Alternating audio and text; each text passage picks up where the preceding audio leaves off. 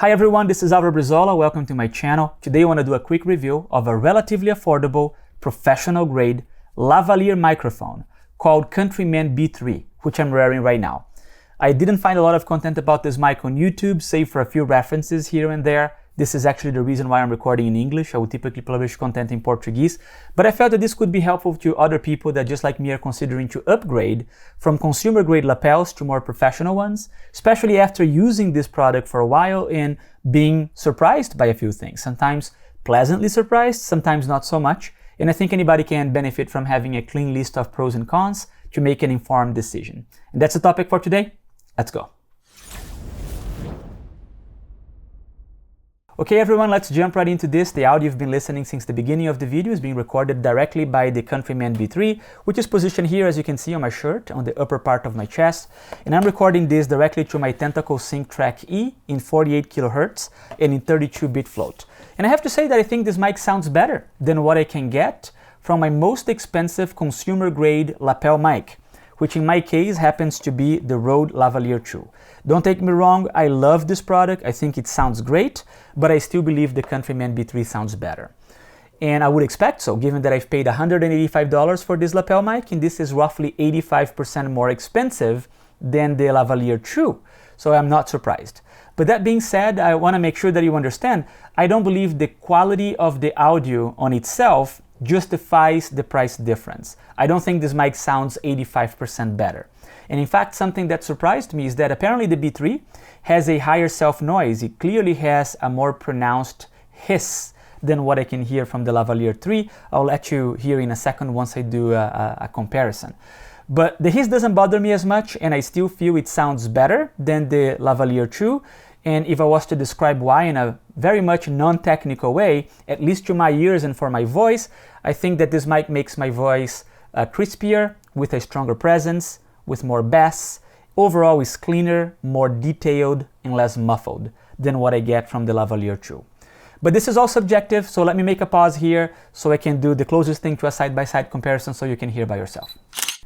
Okay, let's go to this test. I'm basically going to try my best to repeat the same text twice, and I'll be alternating between the Countryman B3 and the Rode Lavalier 2 so you can hear the difference by yourself, and I'll take the opportunity to tell you a little bit more about this channel. So this channel is called Megapixelers. We publish a new video every week. It's always about photography and videography, and we are focusing on the audience that does not work professionally with audiovisual, right? I'm talking about people that are into their passion projects, just like me, that are helping out on their church, that are using audiovisuals through videos or photos to grow their business, which are not related to audiovisual, and people that are not yet into audiovisual, but they are considering to become professionals on this area.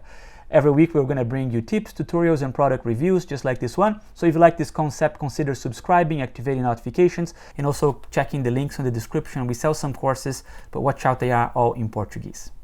Now I'm going to be 5 seconds in silent so you can hear the self-noise and the hiss that I've mentioned on the Countryman B3. And now I'm going to be in silent again, but you can hear the self-noise of the Rode Lavalier 2. That's it then, that was the test. Let me know in the comments below if you were able to perceive the more pronounced hiss from the Countryman B3, and if you agree with me that despite of this hiss, the quality is still better, but not enough to justify the price difference. And something that you might be asking yourself then, but if the quality doesn't justify the price difference, what does justify the price difference? And I think it all comes down to build quality of professional lapel microphones. Let me give you some examples. In the case of the Countryman B3, and in all the professional grade lapel mics, you're always going to have a more robust plug. You can see here that this is not going to bend or damage very easily. It's metal and it has some sort of locking mechanism. In this case, it's a Sennheiser style screw-on mechanism, and this is very important to me. I'll explain to you in a second. I just want to make the caveat that in the case of the Rode Lavalier 2, it also has a locking mechanism, and it's because this is the top of the line lapel mic from Rode. This is an exception, but in most cases lapel mics consumer level won't have this locking mechanism. The Countryman B3 has it. This is one of the appealing factors for me because I had some experiences, right? I had an opportunity to record a TV show with a friend, and there were many people being interviewed and using wireless lapel mics, and they were all consumer level lapel mics. Of course, we did some audio checks with all of them beforehand, but because there were many people connected to their lapel mics, we couldn't monitor actively, continuously the audio to all of them. And of course, in one of the ones that we were not recording, as the person sat on the chair, the lapel mic disconnected from the body pack and we lost all the audio, we lost all the work. So I don't want this from repeating again, ever. The other situation is that my son records weddings. And in this case, he's able to continuously monitor the audio, but it would be quite embarrassing if you had to stop the ceremony to reconnect the plug to the body pack. So having screw-ons is kind of something that it's a must-have if you're working on these types of industry. But it's not only that. I would say that the cable itself is much better. I feel that it is significantly harder to be tangled up. This mic never got tangled, while all of my consumer levels are always tangling up. I don't know why. I think it's stronger. I think it's going to be harder for me to bend or to break. I think it's longer. I know it's longer. So it's going to be harder for me to get it stretched and disconnected from the body pack, even if it didn't have a locking mechanism like this one. And it also has better shielding and better coatings. And this is important because if you don't, the cable of the lapel mic basically becomes an antenna and gets all the electromagnetic interferences of the areas. And if you're recording a wedding with hundreds of people, all of them with their cell phones, sometimes live streaming, it can be quite powerful, right? So having better shieldings in these professional mics to avoid this type of interferences are very important to me as well. The other thing I want to mention is that the size of the capsule of this lapel mic is quite impressive. And this matters, especially when you cannot have the lapel mic visible. You want to hide the mic underneath clothing, right? And in this case, you are going to attach this directly to the skin of the person. So not only it has to be small, but it also has to be water resistant. I've heard people that put the Countryman B3 into a swimming pool and it still worked. I wouldn't do that.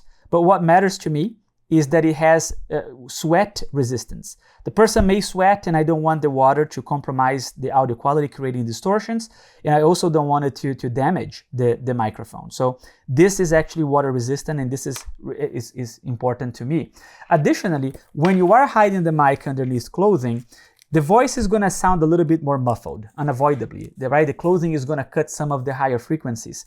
And then in the case of professional mics, it comes with those types of complements here, right? I have a few, which is going to help you with the type of response you're going to get. It's basically going to boost your higher frequencies to counteract the impact of the clothing. And you have multiple options because depending on how thick the layer of the clothing you're hiding the mic under, the more of a boost you're going to need on the higher frequencies. And that's something that is very practical, although, trial and error. And it's important for you to have a better quality sound when you are recording something that is very important. The other thing I think it's important to mention on professional mics is that they have different specifications. So if you look here one more time into this cable, you see that it has some definition, right? It might be hard to see, but it says B3, that's the model. But after the B3 it has a W4. And this W4 means that it's more for general purpose. It actually has a version that is W5, in which the mic is going to be more sensitive and used for like different applications, like theatrical application. It's for people that are going to put the mic hidden on their hair and still be able to get a good quality. But, mic is going to actually be tuned for singing as well. This is definitely not a mic for that. So you can actually fine tune the type of EQ you're going to get directly from the mic on professional grade mics. And you don't get that. It's more general purpose when you are using more consumer grade microphones. And of course it comes on a nicer presentation, something that you're going to be able to store and to carry on in a more safer way.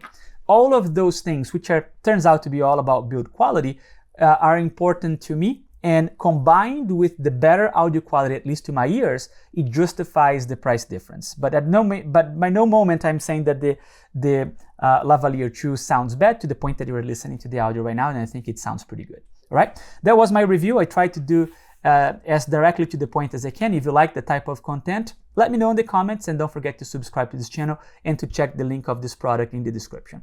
That's it for today. Bye.